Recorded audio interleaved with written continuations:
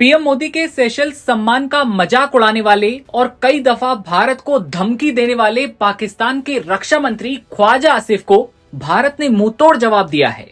भारत ने प्रधानमंत्री नरेंद्र मोदी पर टिप्पणी के लिए पाकिस्तान के रक्षा मंत्री ख्वाजा आसिफ को मानसिक तौर पर बीमार बताया है।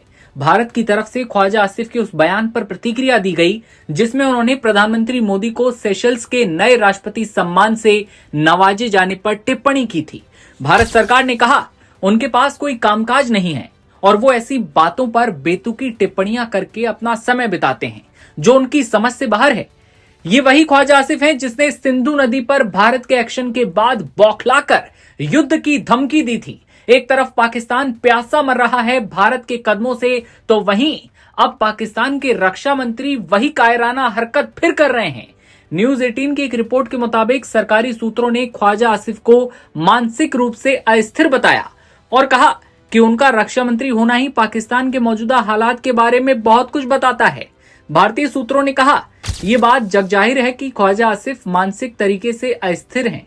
उन्हें मौजूदा जिम्मेदारी सौंपे जाने से आज के पाकिस्तान की स्थिति का पता चलता है। साफ है कि उनके पास कोई कामकाज तो है नहीं और वो उन मामलों पर बेतुकी बातें करके अपना समय बिताते हैं जिनके बारे में उन्हें बहुत कम जानकारी है।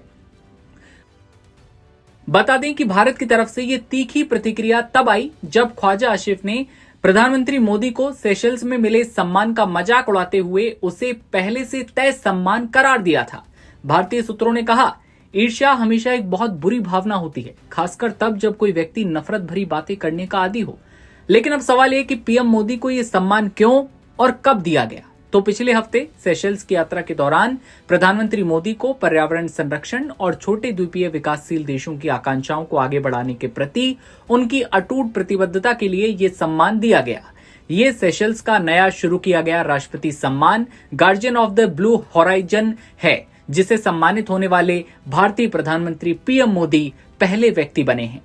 सेशल्स सरकार की तरफ से अपनी राष्ट्रीय पुरस्कार प्रणाली में बड़े बदलाव करने के बाद उनकी यात्रा से कुछ हफ्ते पहले ही ये सम्मान शुरू किया गया था।